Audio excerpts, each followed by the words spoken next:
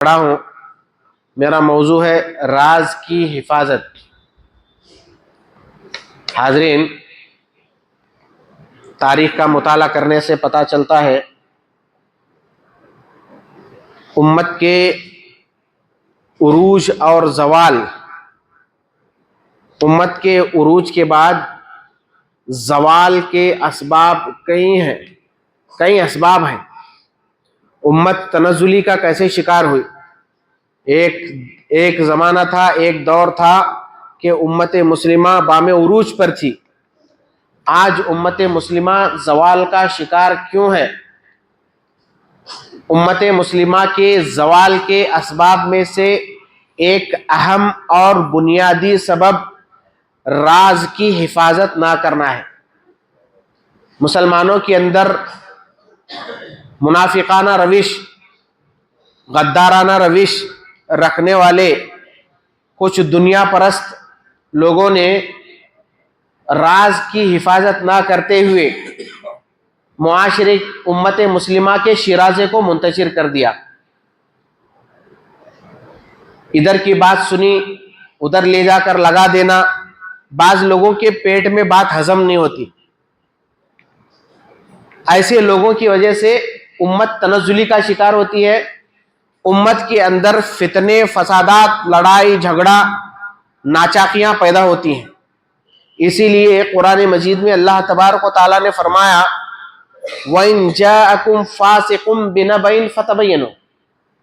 کوئی فاسق تمہارے پاس خبر لے کر آئے تو اس کو سنی سنائی دوسروں تک نہ پہنچاؤ، بلکہ اس خبر کی تم خوب تحقیق کرو، پھر اس کے بعد اس کو اگر مناسب لگے تو اس کو دوسروں تک پہنچاؤ. ایک حدیث میں اللہ کے نبی صلی اللہ علیہ وسلم فرماتے ہیں کہ آدمی کو جھوٹا ہونے کے لیے اتنا ہی کافی ہے کہ وہ کسی سے بات کو سن کر کیا دوسروں کو بتا دیا. تو حاضرین، امت کے زوال کے اسباب میں سے ایک سبب راز کی حفاظت نہ کرنا ہے. یہی وجہ ہے کہ راز کی حفاظت کا تعلق دو چیزوں سے ہوتا ہے، عزت اور آبرو سے. اسی طریقے سے عزت اور آبرو سے ہوتا ہے. راز کا تعلق صرف عزت اور آبرو سے ہوتا ہے، لیکن اس کے افشا کرنے کے دو نقصانات ہیں. پہلا نقصان دشمنی کی بنیاد پر لڑائی جھگڑا، باتیں نوبت قتل و قتال تک پہنچتی ہے. اس کا ایک دوسرا نقصان ذلت اور رسوائی ہے. حاضرین، جب آدمی ذلت اور رسوائی اس کی ہوتی ہے تو وہ برداشت نہیں کرتا، یا تو وہ بدلہ لیتا ہے یا تو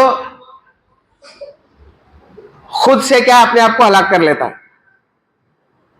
قرآن مجید میں اللہ تبارک و تعالیٰ نے حضرت یعقوب علیہ السلام اور یوسف علیہ السلام کے مکالمے کو اللہ نے ذکر کیا ہے. حضرت یوسف علیہ السلام کو اللہ نے بچپن ہی میں خواب بتایا. انہوں نے خواب میں دیکھا کہ 11 ستارے، چاند، سورج ان کو سجدہ کر رہے ہیں. بیٹا چھوٹا ہے، بچہ اپنے والد کے پاس جاتا ہے، جا کر یعقوب علیہ السلام سے کہتا ہے کہ ابا میں نے رات میں ایک خواب دیکھا ہے، بڑا عجیب خواب دیکھا ہے کہ 11 ستارے اور چاند، سورج مجھے سجدہ کر رہے ہیں. چونکہ باپ نبی تھے یعقوب علیہ السلام، بات کو، خواب کو سمجھ گئے. بیٹے سے کہا کہ بیٹا اس خواب کو تو اپنے بھائیوں کو نہ بتانا، اس خواب کو تو صیغہ راز میں رکھنا. اللہ تجھے ایک وقت ایسا لائے گا کہ تو پیغمبر بنے گا، اللہ تبارک و تعالیٰ تیرا اقبال بلند کرے گا، تیرا فیوچر جو ہے بہت برائٹ ہے. یہ چیزیں حضرت یعقوب علیہ السلام نے اپنے بیٹے سے کہی اور کہا کہ تو اپنے خواب کو چھپائے رکھ. بچہ تو بچہ تھا، ناگہانی طور پر انہوں نے خواب کو بتا دیا، اپنے بھائیوں کو اپنے خواب کے متعلق بتا دیا. تو بھائی جو بھی تھے 9-11 جو بھی بھائی تھے، انہوں نے حسد شروع کیا. وہی ہوا جس کا ڈر تھا، لے جا کر کنویں میں پھینک دیا.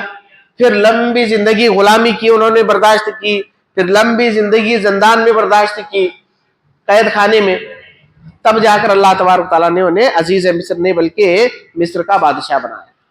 تو بتانے کا مقصد یہ ہے کہ انسان اگر اپنی راز کی حفاظت کرے گا تو یقیناً وہ آنے والے بہت سے مصیبتوں سے بچے گا، خود کو بھی بچائے گا اور معاشرے کو بھی بچائے گا۔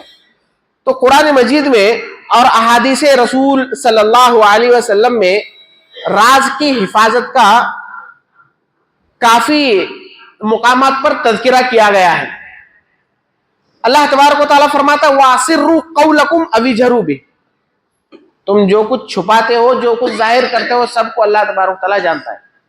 اس آیت کی تفسیر میں امام مناوی رحمہ اللہ علیہ فرماتے ہیں السر ما اخفیت، یہ راز وہ ہے جو تم اپنے دل میں چھپاتے ہو۔ تو راز، امام ماوردی رحمہ اللہ علیہ فرماتے ہیں غالباً راز دلوں میں چھپانے کا نام ہے۔ اگر راز وہ اپنے زبان پر آ گیا، یعنی راز جو ہے دل سے وہ زبان پر آ گیا تو راز راز نہیں رہتا۔ اس حوالے سے عبدالعزیز رحمہ اللہ علیہ، عمر بن عبدالعزیز رحمہ اللہ علیہ کا بہت بہترین قول ہے۔ عمر بن عبدالعزیز رحمہ اللہ علیہ فرماتے ہیں القلوب اوعیۃ الاسرار، القلوب اوعیۃ الاسرار، یہ انسان کا دل جو ہے یہ رازوں کا برتن ہے، انسان کا دل رازوں کا برتن ہے۔ پھر اس کے بعد کہتے ہیں وَالشُّفَاءُ أَقْفَالُهَا، اس کے ہونٹ جو ہیں اس کے تالے ہیں۔ دل رازوں کا برتن ہے، انسان کے ہونٹ جو ہے اس کے تالے ہیں۔ وَالْأَلْسُنُ مَفَاتِحُهَا، اور زبان اس کی کنجی ہے۔ پھر آگے عمر بن عبدالعزیز رحمہ اللہ علیہ فرماتے ہیں کہ فَلْيَحْفَظْ كُلُّ امْرِئٍ مِفْتَاحُ سِرِّهِ، ہر آدمی کو چاہیے کہ وہ اپنی راز کی کنجی کی حفاظت کرے، یعنی اپنی زبان کی حفاظت کرے۔ آدمی کا راز اس وقت تک باہر نہیں نکلتا جب تک کہ وہ اپنی زبان کو حرکت نہ دے۔ اس لیے انسان کے لیے ضروری ہے کہ اپنے راز کو پوشیدہ رکھنے کے لیے اپنے زبان کی حفاظت کرے۔ میں آگے بتاتا چلوں بات کو کہ ہمارے اسلاف جو تھے راز کی کیسی حفاظت کیا کرتے تھے۔ بہرحال راز کی اہمیت کا اندازہ اس حدیث سے بھی لگایا جا سکتا ہے۔ ترمذی کی روایت ہے، اللہ کے نبی صلی اللہ علیہ وسلم فرماتے ہیں اذا حدث الرجل الحدیث ثم التفت فهي امانہ، اللہ کے نبی صلی اللہ علیہ وسلم نے فرمایا ایک آدمی دوڑا دوڑا آتا ہے، ایک آدمی اپنے بھائی کے پاس، اپنے دوست کے پاس، اپنے اعزاء و اقارب کے پاس، اپنے قرابت دار کے پاس، اپنے خاص الخاص کے پاس آتا ہے، آ کر اپنی بات کو بتانے سے پہلے، اپنی بات کو رکھنے سے پہلے دائیں اور بائیں جانب کا التفات کرتا ہے، دیکھتا ہے کہ کوئی ہے یا نہیں۔ اگر کوئی آدمی اس طرح کی حرکت کرتا ہوا آپ سے کوئی گفتگو کرے تو وہ راز کی بات کہہ رہا ہے، آپ پر یہ ذمہ داری ہے کہ آپ اس کی راز کو چھپائیں۔ اگر آپ اس کے راز کو نہیں چھپائیں گے تو یقیناً آپ مجرم ہوں گے۔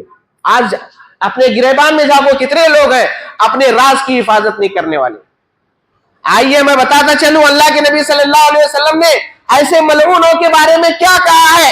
اللہ کے نبی صلی اللہ علیہ وسلم نے فرمایا کل امتی معافن، میری پوری امت کو اللہ تبارک و تعالی معاف کر دے گا، الا المجاہرین، مگر ان مجاہرین کو اللہ تبارک و تعالی کو کبھی معاف نہیں کرے گا۔ مجاہرین کا تذکرہ کرتے ہوئے اللہ کے نبی صلی اللہ علیہ وسلم نے فرمایا کہ وہ مجاہرین کیا ہوتے ہیں؟ وہ لوگ جو رات میں اپنے بیوی کے پاس آتے ہیں، اس سے ہم بستری کرتے ہیں، صبح میں آ کر اپنے دوستوں میں، لوگوں میں آ کر اس کا تذکرہ کرتے ہیں، ان سے بڑھ کر ملعون کوئی نہیں ہے۔ پوری امت کو اللہ تبارک و تعالیٰ معاف کر سکتا ہے لیکن ایسے ملعونوں کو کبھی معاف نہیں کر سکتا۔ راز راز ہوتا ہے میرے بھائیوں۔ اور آگے بڑھیے، اللہ کے نبی صلی اللہ علیہ وسلم نے راز کی حفاظت کا حکم کیسے دیا؟ اللہ کے نبی صلی اللہ علیہ وسلم فرماتے ہیں من ستر مسلمن سترہ اللہ، من ستر مسلمن سترہ اللہ فی الدنیا والآخرہ، جو آدمی دنیا میں اپنے مسلمان بھائی کی راز کی حفاظت کرتا ہے، اللہ تبارک و تعالیٰ قیامت کی ذلت اور رسوائیوں سے بھی اس کو بچاتا ہے اور دنیا کی ذلت اور رسوائی سے بھی اس کو بچاتا ہے.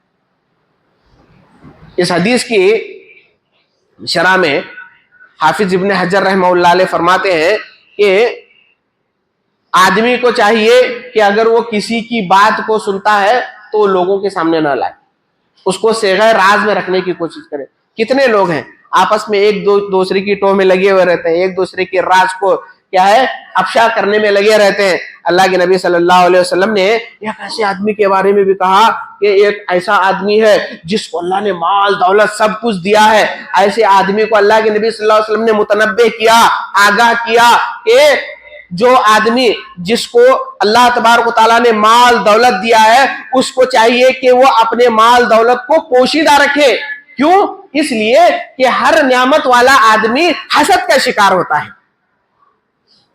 ہر نعمت والا آدمی حسد کا شکار ہوتا ہے.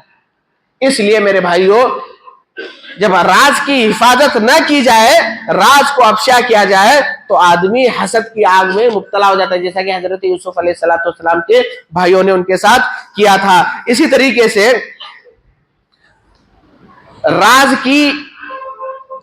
کو راز نہ رکھنے کا گناہ, اللہ کے نبی صلی اللہ علیہ وسلم نے حضرت حفصہ رضی اللہ عنہ جو حضرت عمر رضی اللہ تعالیٰ عنہ کی بیٹی تھی, اللہ کے نبی صلی اللہ علیہ وسلم کی بیوی تھی. ایک دن ہوا یوں کہ آپ صلی اللہ علیہ وسلم پوری اپنی بیویوں کے پاس باری باری سے جاتے تھے. ایک دن ایک بیوی کے پاس, ایک دن ایک بیوی کے پاس, ہر ایک کے حق کو اللہ کے نبی صلی اللہ علیہ وسلم ادا کرتے اور ہر ایک کے پاس دیکھتے کس کو کس چیز کی ضرورت ہے کیا نہیں, سب کا خیال کرتے تھے اللہ کے نبی صلی اللہ علیہ وسلم. اللہ کے نبی صلی اللہ علیہ وسلم جب بھی حضرت زینب رضی اللہ عنہ کی باری آتی تو حضرت زینب رضی اللہ تعالیٰ عنہ کے پاس زیادہ دیر تک رکتے, زیادہ دیر رک کر وہاں شہد وغیرہ پیتے, گفتگو وغیرہ کر کے آتے. تو یہ چیز حضرت حفصہ کو پسند نہیں آئی, یہ چیز حضرت حفصہ کو پسند نہیں آئی. حضرت حفصہ نے حضرت عائشہ رضی اللہ عنہ کو بلایا آپس میں دونوں, کیونکہ دونوں ایک ابو بکر کی بیٹی تھی ایک عمر کی بیٹی تھی, دونوں نے آپس میں گفتگو کی. دونوں نے کہا کہ اللہ کے نبی صلی اللہ علیہ وسلم زینب کے یہاں جاتے ہیں تو بہت دیر تک بیٹھتے ہیں, بہت وقت بتا کر آتے ہیں. تو اب ایک ہم پلان بنائیں گے کہ اللہ کے نبی صلی اللہ علیہ وسلم زینب کے گھر میں زیادہ دیر نہیں بیٹھے. تو پلان یہ بنایا, حفصہ نے کہا کہ جب اللہ کے نبی صلی اللہ علیہ وسلم تمہارے پاس, حضرت عائشہ کو کہتی ہے حضرت حفصہ کہ جب اللہ کے نبی صلی اللہ علیہ وسلم تمہارے یہاں آئے تو تم بول دینا کہ اللہ کے نبی صلی اللہ علیہ وسلم آپ کے منہ سے بدبو آ رہی ہے. کیا بولنا؟ کہ آپ کے منہ سے مغافیر کی بدبو. مغافیر ایک قسم کا پھل ہوتا ہے, اس کو کھانے سے منہ سے جو تھوڑی سی بساندی بدبو آتی ہے. تو حضرت حفصہ نے عائشہ رضی اللہ عنہ سے کہا, عائشہ نے مان لیا اور حضرت حفصہ نے بھی کہا کہ میرے پاس بھی جب اللہ کے نبی صلی اللہ علیہ وسلم آئیں گے تو میں یہی کہوں گی. بہرحال اللہ کے نبی صلی اللہ علیہ وسلم حضرت عائشہ کے پاس گئے تو عائشہ نے جو سنی تھی, جو حفصہ کے درمیان ان کے درمیان جو بات ہوئی تھی اسی بات کو دہرایا. پھر بعد میں جب اللہ کے نبی صلی اللہ علیہ وسلم حفصہ کے پاس گئے تو حفصہ نے بھی وہی بات کہی کہ آپ کے منہ سے بدبو آ رہی ہے, آپ کے منہ سے بدبو آ رہی ہے. اللہ کے نبی صلی اللہ علیہ وسلم نے کہا کہ میرے منہ سے بدبو کیسے آ سکتی ہے, میں تو آپ نے مغافیر کھا رکھا ہے. کہا کہ آپ نے مغافیر کھا رکھا ہے, مغافیر کی بدبو آ رہی ہے آپ کے منہ سے. تو اللہ کے نبی صلی اللہ علیہ وسلم نے کہا کہ نہیں, میں زینب کے گھر سے شہد پی کر آ رہا ہوں, شہد کی بو ہے یہ, مغافر میں نے نہیں کھایا. تو حضرت حفصہ ضد پر اڑی رہی تو اللہ کے نبی صلی اللہ علیہ وسلم نے کیا کہا کہ ٹھیک ہے, اگر تم کو یہ چیز پسند نہیں ہے تو آج سے میں اپنے اوپر شہد کو حرام کر لیتا ہوں. حضرت حفصہ کی بات پر اللہ کے نبی صلی اللہ علیہ وسلم نے کیا کہا کہ آج کے بعد شہد میں نہیں پیوں گا, شہد حرام ہے میرے اوپر. بات چیت ہو گئی, اچانک اللہ تبارک تعالیٰ نے سورہ تحریم کو نازل کیا. سورہ تحریم, حرمت کے نام پر سورہ تحریم کو نازل کر کے اللہ تبارک تعالیٰ نے نبی صلی اللہ علیہ وسلم سے تھوڑا گرجدار آواز میں اللہ نے گفتگو کی. کہا کہ اے نبی, جس چیز کو ہم نے آپ کے لیے حلال کیا ہے آپ اپنی بیویوں کی رضامندی کے لیے اس کو اپنے اوپر حرام کر رہے ہو. پھر جیسے ہی اللہ کے نبی صلی اللہ علیہ وسلم پر یہ آیت نازل ہوئی تو جب اگلی باری جب حضرت حفصہ کی آئی, اللہ کے نبی صلی اللہ علیہ وسلم نے حفصہ سے پوری ڈیٹیل والی بات کی. حفصہ پریشان ہو گئی. حفصہ نے کہا کہ اللہ کے نبی صلی اللہ علیہ وسلم یہ راز کی بات میں نے عائشہ کے علاوہ کسی سے نہیں کہا، آپ کو کیسے پتا چلا؟ تو اللہ کے نبی صلی اللہ علیہ وسلم نے فرمایا کہ نبانی اللہ نے مجھے تمہارے اس مکر سے آگاہ کیا ہے۔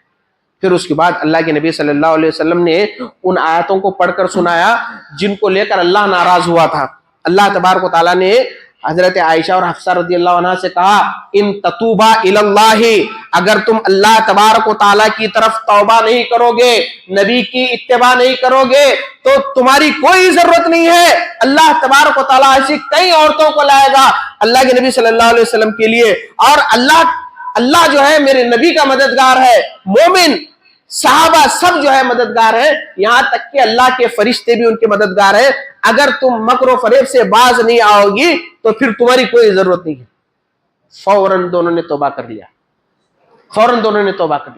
اس بتانے کا محل نظر یہ ہے کہ راز کا اگر کوئی انسان راز کو افشا کرتا ہے، راز کی حفاظت نہیں کرتا، تو اللہ تبارک و تعالیٰ نے ایسے لوگوں کو متنبہ کیا ہے، آگاہ کیا ہے، وارننگ دی ہے اللہ تبارک و تعالیٰ نے کہ اپنے راز کی حفاظت کرو، اگر نہیں کرو گے تو یاد رکھو آپ سزا بھگتنے کے لیے تیار ہو جاؤ۔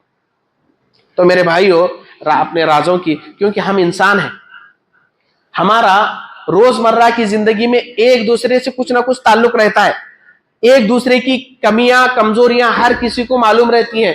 اس کا مطلب یہ نہیں ہے کہ وہ دوسروں کو بتاتا ہوا پھرے، دوسروں کو بولتا ہوا پھرے، نہیں، ایک دوسرے کے راز کو چھپانے کی کوشش کرے۔ اللہ کے نبی صلی اللہ علیہ وسلم فرماتے ہیں کہ انکم تجالسون بینکم بالامانہ، حاکم کی روایت ہے، تم آپس میں مجلس میں بیٹھتے ہو، آپس میں گفتگو کرتے ہو، ایک دوسرے کے بارے میں باتیں کرتے ہو، مجلس ختم ہو گئی، باتوں کو بھول جاؤ، اس کو امانت میں رکھو۔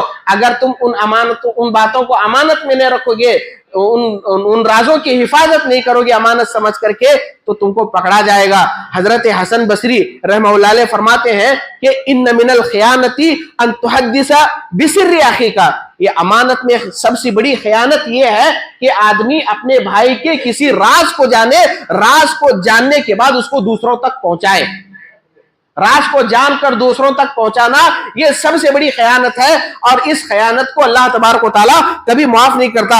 امام بخاری رحمہ اللہ علیہ فرماتے ہیں الخدیعۃ فی النار، دھوکہ دینے والا جو ہے، یہ خیانت کرنے والا جہنم میں داخل ہوگا۔ اسی حدیث کے حوالے سے کہتے ہیں کہ راز کی حفاظت میں دھوکہ کرنے والا جہنم میں داخل ہوگا۔ اسی طریقے سے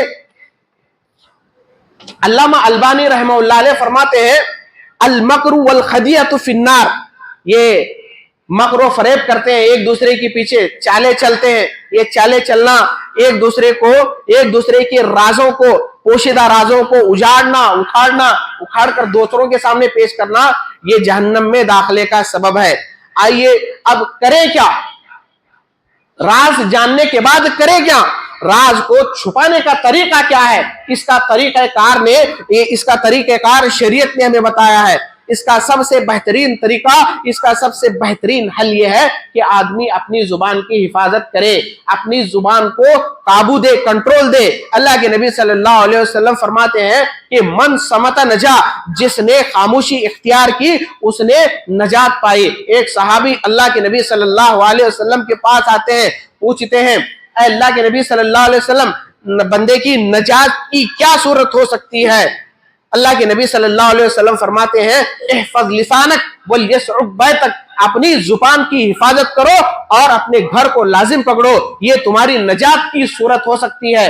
تو میرے بھائیو، راز رکھنے کے لیے اپنی زبان کی حفاظت کرنا بہت ضروری ہے۔ اسی طریقے سے ایک حدیث میں آتا ہے ان السر امانۃ وافشاؤہ خیانۃ، امانت میں راز کی حفاظت کرنا امانت ہے، اس کو افشا کرنا خیانت ہے۔ اگر کوئی اس طرح کے خیانت میں پڑتا ہے تو یقین جانیے ایسا آدمی بدبخت ہے، اور ایسا بدبخت آدمی دنیا میں بھی ذلت اٹھائے گا اور آخرت میں بھی۔ آئیے چند ہمارے اسلاف کی زندگی کے راز چھپانے کے نمونے دیکھتے ہیں۔ اللہ کے نبی صلی اللہ علیہ وسلم کے زمانے میں صحابہ کرام کس طرح راز چھپایا کرتے تھے۔ राजदार रसूल को कौन नहीं जानता? राजदार रसूल हजरत हुज़ैफा बिन यमान रज़ियल्लाहु ताला अन्हु, अल्लाह के नबी सल्लल्लाहु अलैहि वसल्लम ने उन्हें अपना राजदार बनाया था। कैसे?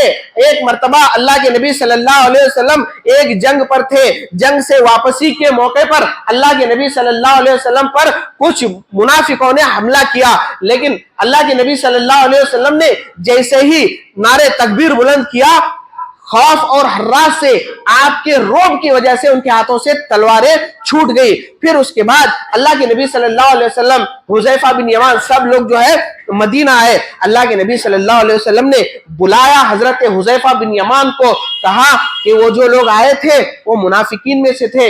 ऐ हुज़ैफा, क्या मैं तुझे मदीना में कौन कौन मुनाफिक है उस मुनाफिक के बारे में ना बताऊं? अल्लाह के नबी सल्लल्लाहु अलैहि वसल्लम ने गिन गिन कर, चुन चुन कर हजरत हुज़ैफा बिन यमान को बताया था कि फुला फुला मुनाफिक है, फुला फुला मुनाफिक है, ये मुनाफिक है।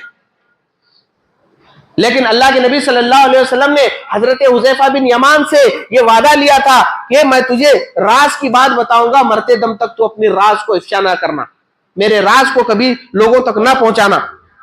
बहरहाल हजरत उमर रजी अल्लाह ताला अन्हु के मुतालिक आता है कि हजरत उमर रजी अल्लाह ताला अन्हु एक मर्तबा हजरत हुज़ैफा रजी अल्लाह ताला अन्हु के पास आए, बहुत इसरार किया, बहुत पूछा कि अल्लाह के नबी सल्लल्लाहु अलैहि वसल्लम ने आपको जो है मुनाफिकों का नाम बताया है, कुछ नामों को मुझे भी बताइए। हजरत उमर को उन्होंने डांटा, कहा कि ये मैं रसूल के साथ, मेरे रसूल के राज के साथ मैं खयानत नहीं कर सकता, अलबत्ता मैं तुझे एक चीज बता सकता हूं कि तू उन मुनाफिकीन में से नहीं है, तू उन मुनाफिकीन में से नहीं है।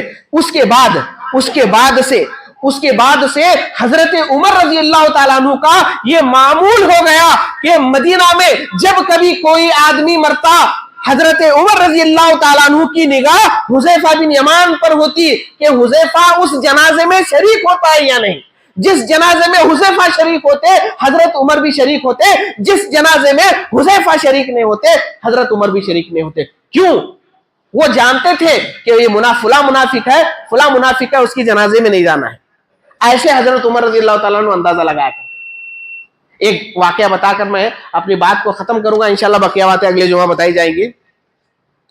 हजरत अनस रज़ी अल्लाह ताला अन्हु के मुतालिक आता है, ये भी राजदार अल्लाह के नबी सल्लल्लाहु अलैहि वसल्लम के राज को अपने मरते दम तक जो है उन्होंने इस राज को जो है पोशीदा रखा। वो राज क्या था? एक मर्तबा हजरत अनस बच्चों के साथ खेल रहे, छोटे बच्चे हैं, बच्चों के साथ खेल रहे हैं। अल्लाह के नबी सल्लल्लाहु अलैहि वसल्लम आए, सलाम किया, सलाम का जवाब दिया। फिर अल्लाह के नबी सल्लल्लाहु अलैहि वसल्लम ने बुलाया अनस को। अनस अल्लाह के नबी सल्लल्लाहु अलैहि वसल्लम के पास आए, कहा क्या हाल है अल्लाह के नबी सल्लल्लाहु अलैहि वसल्लम? अल्लाह के नबी सल्लल्लाहु अलैहि वसल्लम ने कहा कि मेरे बच्चे, एक काम करना है तुझे, फुला फुला जरूरत है मेरी, उस जरूरत को पूरा करके आ। तो हजरत अनस रज़ी अल्लाह ताला अन्हु अल्लाह के नबी सल्लल्लाहु अलैहि वसल्लम के उस काम की तकमील के लिए गए। घर आते आते बहुत देर हो गई।